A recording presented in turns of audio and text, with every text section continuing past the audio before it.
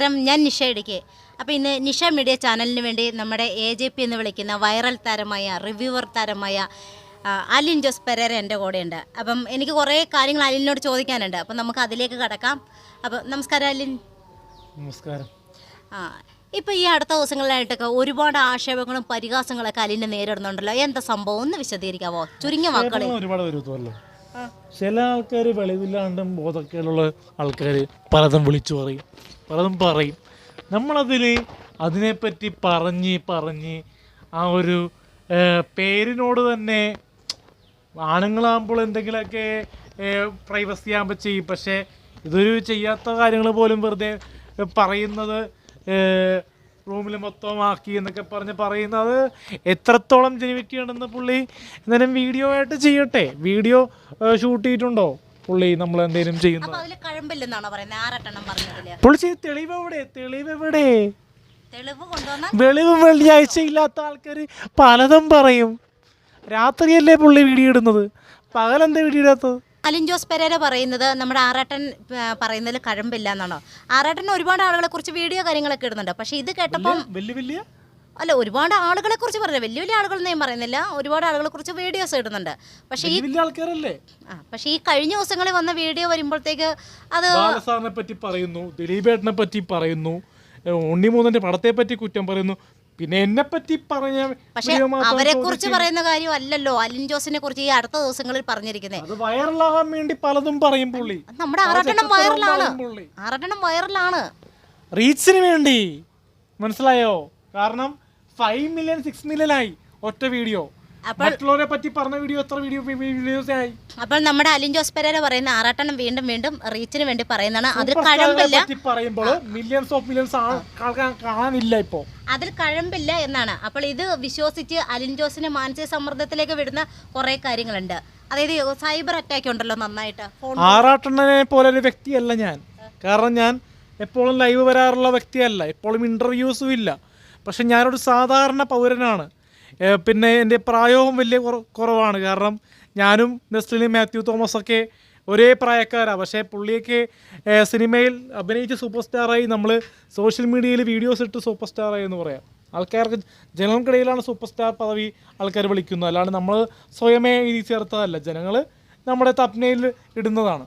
അപ്പോൾ നമ്മുടെ മഴവിൽ മനോരമയിൽ ഒരു പ്രോഗ്രാമിന് പോയിരുന്നു. അവർ വീണ്ടും ആ പ്രോഗ്രാം റിപ്പീറ്റ് ഇടുന്നുണ്ടല്ലോ.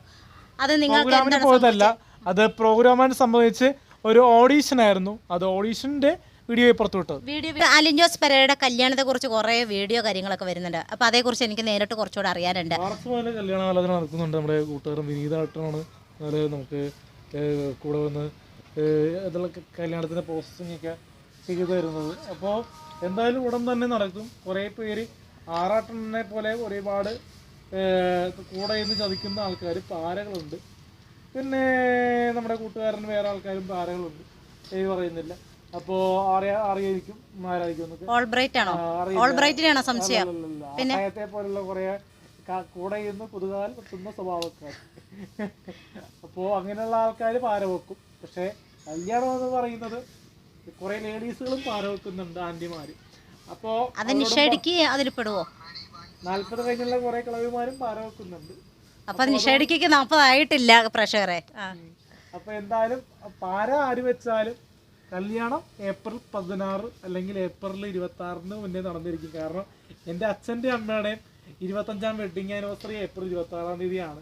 അപ്പൊ അതിന് മുന്നേ എനിക്ക് കല്യാണം കഴിക്കണമെന്നാണ് എൻ്റെ സ്വപ്നം. നമ്മുടെ ആറാട്ടന് പൊതുവെ ലേഡീസ് ഫാൻസ് കുറവാണല്ലോ. അത് വെച്ച് നോക്കുമ്പോൾ അലിൻ ജോസ് പെരേരയ്ക്ക് ഒരുപാട് ലേഡീസ് ഫാൻസ് ഉണ്ട്. ആദ്യമൊക്കെ കുറേ ബോയ്സുകളായിരുന്നു. ഇപ്പം എങ്ങനെയാണ് ഈ ലേഡീസ് ഫാൻസിലേക്കൊക്കെ അലിൻ ജോസ് പെരേര എത്തിയത്? എന്തിട്ടാന്നറിയാ, പുള്ളിക്ക് പ്രായമായി, ഞാൻ വെറും ചെറുപ്പമാ. അപ്പം അതിൻ്റെ ഡിഫറൻസ് കാണിക്കും. ചിലപ്പം പിള്ളേർക്ക് AJP മതി, അതൊക്കെ കാര്യം.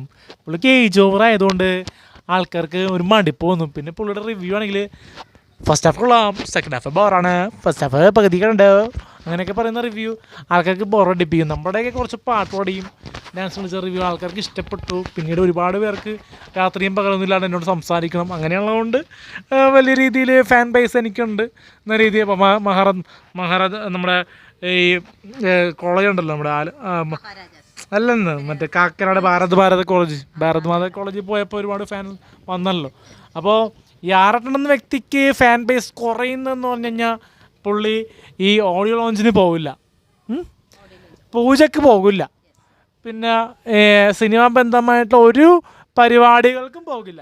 ഒരു റിവ്യൂ മാത്രം കൊണ്ട് എങ്ങനെ ഇത്രത്തോളം പ്രശസ്തനായി ഇരിക്കുക എന്നാണ് എനിക്ക് ചോദിക്കാനുള്ളത്. കാരണം അലിൻ ജോസ് പെരേര ഞാൻ AJP എന്ന വ്യക്തി ഞാൻ ഇത്രയും വളർന്നത് ഈ റിവ്യൂ മാത്രം കൊണ്ടല്ല, സിനിമ പൂജകൾക്കും സിനിമ റിലേറ്റഡ് ആയിട്ടുള്ള എല്ലാ ഓഡിയോ ലോഞ്ചും ഇവൻറ്റും എല്ലാത്തിനും പങ്കെടുത്ത് മീഡിയ അറ്റൻഷൻ നേടി, എന്നിട്ടാണ് ആൾക്കാർക്കിടയിൽ ജനഹൃദയങ്ങളിലേക്ക് എത്തിയത്. അലിൻ ജോസ് പെരേര നമ്മുടെ ആറാട്ടണ്ണനെ എമ്പുരാൻ 3 ഒരു വേഷമുണ്ടെന്ന് പറയുന്നത് കേൾക്കുന്നു. അപ്പം അത് വെച്ച് നോക്കുകയാണെങ്കിൽ നമ്മുടെ അലിൻ ജോസ് പെരേരയ്ക്ക് ഒരു വേഷം ഉണ്ടാവുമോ? അതിലുണ്ടാവൂല. ചിലപ്പോൾ ആട് 3 ചിലപ്പോൾ വിജയേട്ടൻ വിളിക്കും. ആട് 3 അറിയാം. അപ്പോ വിജയബാബുവിനോട് ഞാൻ കണ്ടപ്പോ പറഞ്ഞിരുന്നു, വിജയബാബു സാറോട്, സാറേ ആട് 3 ഷൂട്ട് തുടങ്ങുമ്പോ എന്നെ വിളിക്കുമെന്ന് ഞാൻ പറഞ്ഞിരുന്നു. വിളിച്ചു. കാരണം ജയേട്ടനുണ്ട്, ഭഗത് ബേട്ടനുണ്ട്, ഭദ്രട്ടൻ ഫ്രണ്ടാണ്, പിന്നെ സൈജോട്ടനുണ്ട്. അപ്പൊ അവരൊക്കെ ചിലപ്പോ വിളിച്ചേക്കാം. ധർമ്മേട്ടൻ തന്നെ അറിയാം. ധർമ്മേട്ടൻ കണ്ട് പറഞ്ഞു, ഇപ്പോൾ സ്റ്റാറുകളെക്കാരും സൂപ്പർ സ്റ്റാർ താങ്കളാണെന്ന് പറഞ്ഞു. അപ്പൊ അതൊക്കെ ഒരു ബഹുമതിയായിട്ട് കരുതുന്നു. കാരണം അവരിത്ര സ്റ്റാറിൽ നിൽക്കുന്ന ആൾക്കാർ നമ്മളെ ഇത്രയും പൊക്കി പറയുമ്പോൾ, കാരണം അവരിത്ര ക്യാരവാനൊക്കെ യൂസ് ചെയ്തിട്ട് നമ്മളെ ഇത്ര സാധാരണക്കാരനെ പൊക്കി പറയുമ്പോൾ. അപ്പോൾ ഈ അടുത്ത നാളില് അലിൻ ജോസ് പെരേര ഒരു ആൽബം, ഒരു ഷോർട്ട് ഫിലിമിലൊക്കെ അഭിനയിക്കാൻ പോയില്ലേ? അപ്പോൾ അതിൽ ക്യാരവൻ കിട്ടിയെന്നൊക്കെ പറയുന്നത് കേട്ടോ. അത് VS വിനീതിൻ്റെ വർക്കാണെന്ന് കേട്ടോ. അപ്പോൾ അതിനകത്തെ കുറിച്ച് എന്താ അഭിപ്രായം? ക്യാരവനൊക്കെ കിട്ടിയോ? സത്യം ഉണ്ടോ അതില്? അത് വർക്ക് സ്റ്റാർട്ട് ചെയ്തിട്ടില്ല, ഉടൻ തന്നെ തുടങ്ങും. അത് തുടങ്ങുമ്പോൾ എന്തായാലും റീല് അത് പുറത്തിറങ്ങും. എന്തായാലും ഒരു 2 ആഴ്ച ഗ്യാപ്പിൽ മാസം എന്തായാലും ഷൂട്ടുണ്ട്. കാരണം അത് അത്യാവശ്യം ഹോട്ട് കൂളായിട്ടുള്ള വർക്കാണ്. തെന്നിന്ത്യയിൽ നിന്നാണ് നായിക വരുന്നത്. തെന്നിന്ത്യൻ സൂപ്പർ സ്റ്റാർ നയൻതാരനെ വെല്ലുവെന്ന് പറയാം. 2025 സൂപ്പർ ഹിറ്റ് മൂവിയായ നമ്മുടെ ടൊവിനോ തോമസിൻ്റെയും തൃഷ മാമിൻ്റെയും കൂടെ തകർത്തഭിനയിച്ചൊരു നായികയുണ്ട്, അർച്ചന കവി.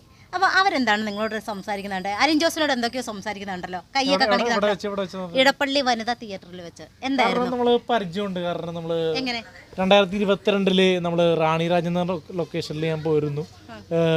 സീരിയലിൽ ചെറിയൊരു സീനിൽ ഞാൻ അഭിനയിച്ചിരുന്നു. നമ്മുടെ ബദറുദ്ദീൻ എന്ന് പറഞ്ഞൊരു ചിക്കിയാണ് ചാൻസ് തന്നത്. ആ സീരിയൽ നല്ല രീതിയിൽ അഭിനയിച്ചു. അർച്ചനക്ക് അഭിമാനം ഉണ്ടായിരുന്നു. പിന്നെ നമ്മുടെ മര്യാദരാമനിലൊക്കെ അഭിനയിച്ചൊരു ചേച്ചി ഉണ്ടായിരുന്നു.